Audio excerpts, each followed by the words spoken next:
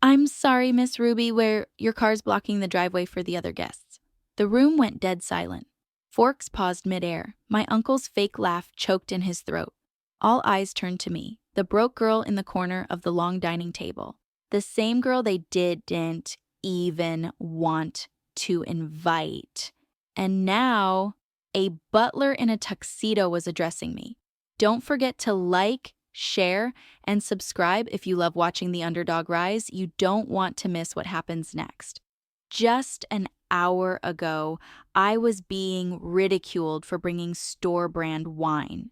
My cousin Lila whispered loud enough for the whole table to hear, "Somebody give Ruby a lesson on class. This isn't a gas station picnic." Everyone laughed. My mother's face turned pale, but she didn't say a word. She never did. Not when they mocked my clothes, not when they joked about my failed bakery, and definitely not when Dad passed me over in his will and left everything to Brandon. My arrogant, older brother. Brandon clinked his glass. "Ruby, we should all thank you for showing us what rock bottom looks like. Seriously, the courage it takes to walk in here dressed like that. Iconic." Another wave of laughter.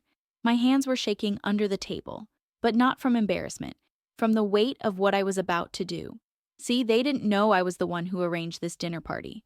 They didn't know the butler worked for me.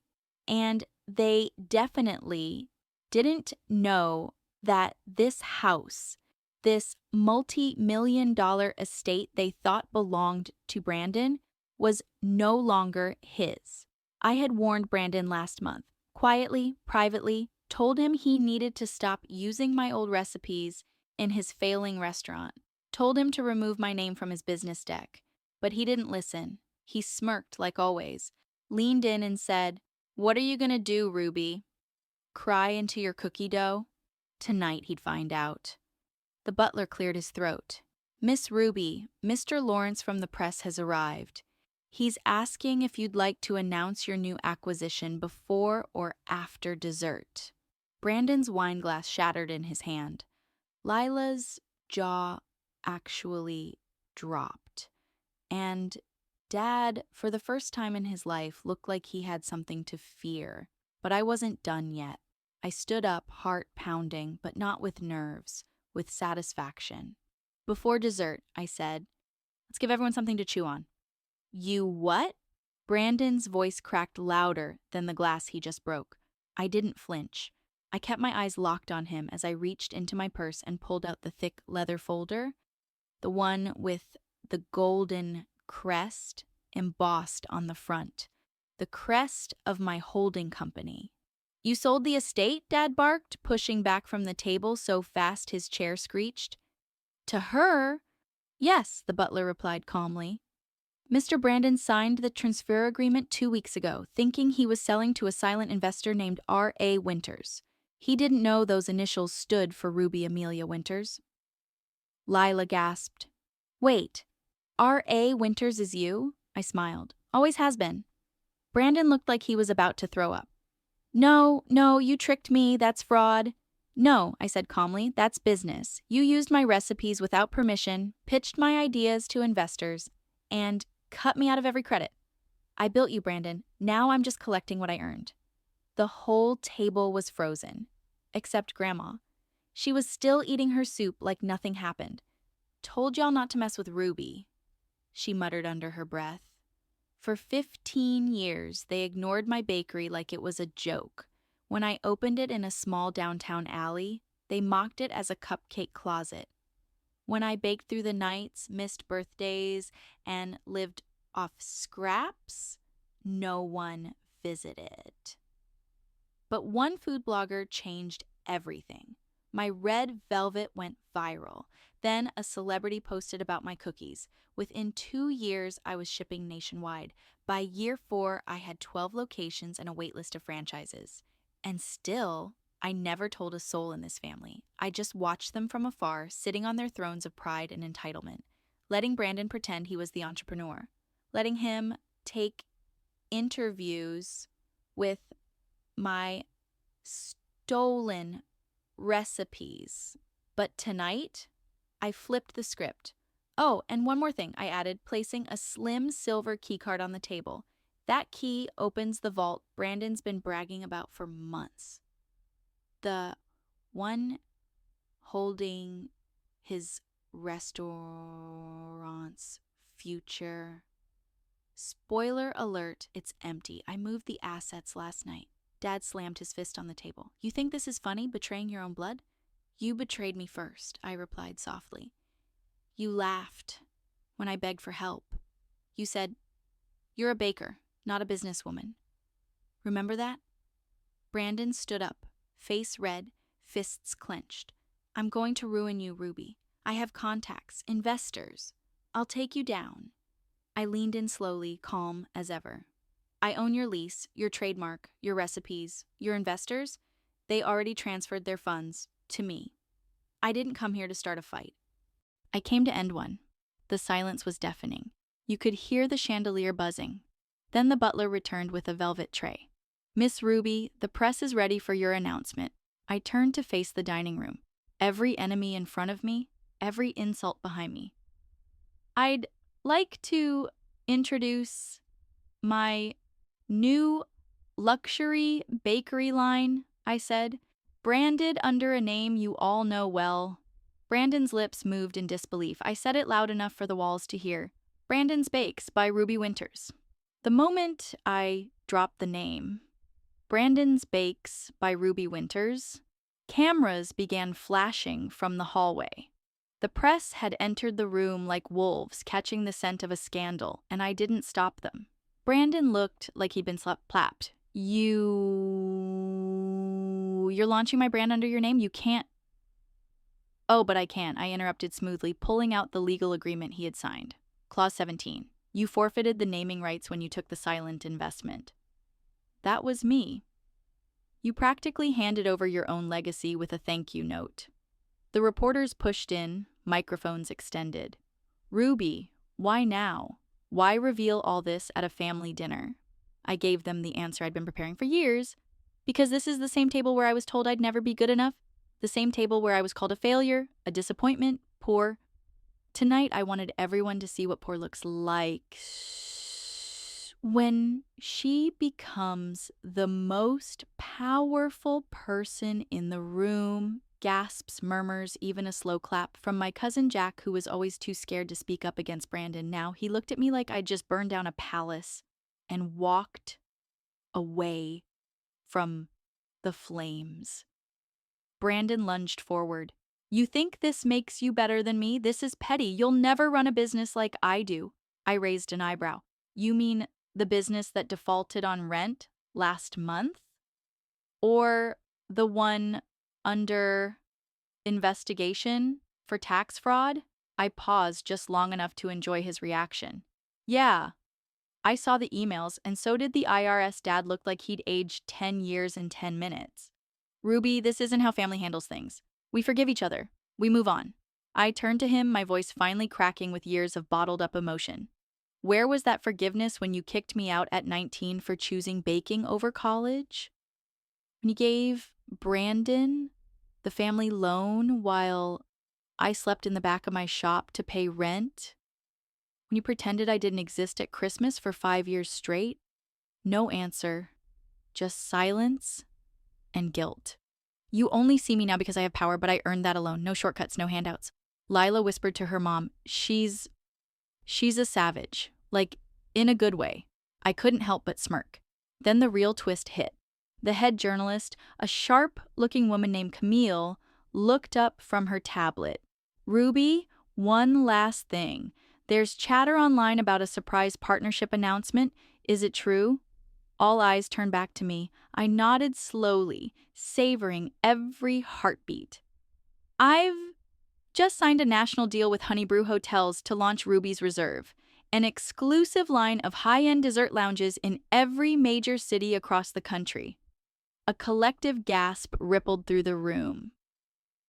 First location opens next month. Right here, this estate's ballroom will be the flagship. Brandon stumbled back into his chair.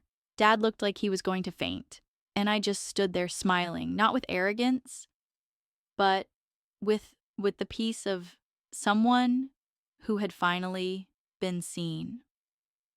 But the night wasn't over yet, because as the reporters turned away and the family sat in stunned silence, Grandma finally raised her voice. There's one thing you all don't know about Ruby. Something even she doesn't. Everyone turned. Before her mother passed, she left a letter, one that explains why Ruby was cut off from the will. My heart stopped. What? What letter? Grandma's eyes locked with mine. I have it. And it changes everything. Grandma's words hit like a brick to the chest. A letter? I repeated, my voice suddenly dry. From my mom? She nodded, slowly reaching into her handbag. The same faded blue, one she'd carried for years, like a second skin. With trembling hands, she pulled out a yellowed envelope, edges soft with time. My name was written on the front in my mother's delicate cursive. To Ruby, when she's ready. Every muscle in my body froze. My heartbeat sounded like thunder in my ears. Dad stood up. Mom, no. That letter was private.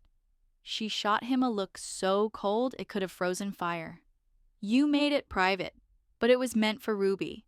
And she's earned the truth. She handed me the envelope. My hands shook as I tore it open, terrified of what I'd find but needing to know. Inside there was a single sheet of paper. My Ruby, if you're reading this, then you've already survived more than anyone expected. I'm sorry I couldn't be there. I wanted to protect you from the storm I knew was coming. Your father and I fought about you every day. He didn't believe in your dream. He thought baking was beneath the winter's name. But I did. I believed in you with everything I had. Before I died, I set up a trust in your name, a silent one. The lawyer promised it would be yours when you turned 25. I asked your father to tell you, but I guess by now you know he never did. Don't hate him forever.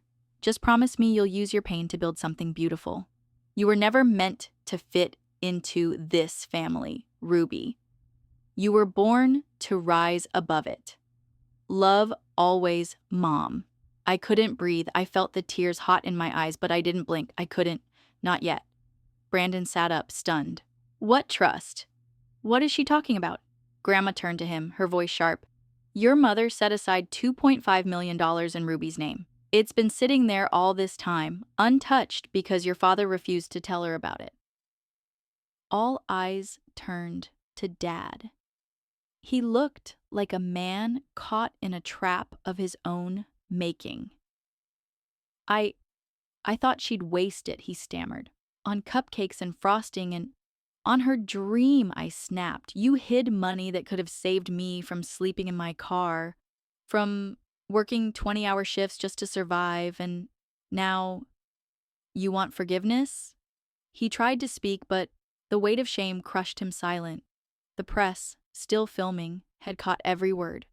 Grandma stepped forward. You were always the strongest one, Ruby. They just never wanted to see it. I nodded slowly, the truth settling in my chest like fire and ice. They will now. But just when I thought it was over, another twist. Camille, the journalist, held up her phone. Ruby, I'm sorry, but you should see this. Something just leaked. She turned the screen toward me. It was Brandon, caught on hidden security footage in my office, going through my documents, taking one sour foi yodos, sending files to someone. What the hell is this? I hissed. Camille's face darkened.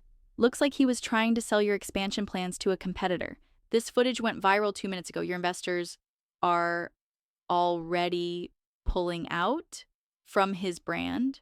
Brandon looked like he'd swallowed fire. You had cameras in your office? I tilted my head, voice icy calm.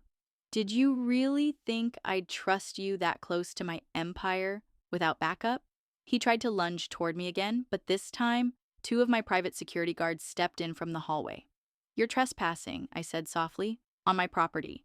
Brandon was dragged out of the room screaming. The entire family sat there stunned, exposed, powerless. But I wasn't done yet. I turned to Camille. Let's give the people what they really want. She raised an eyebrow.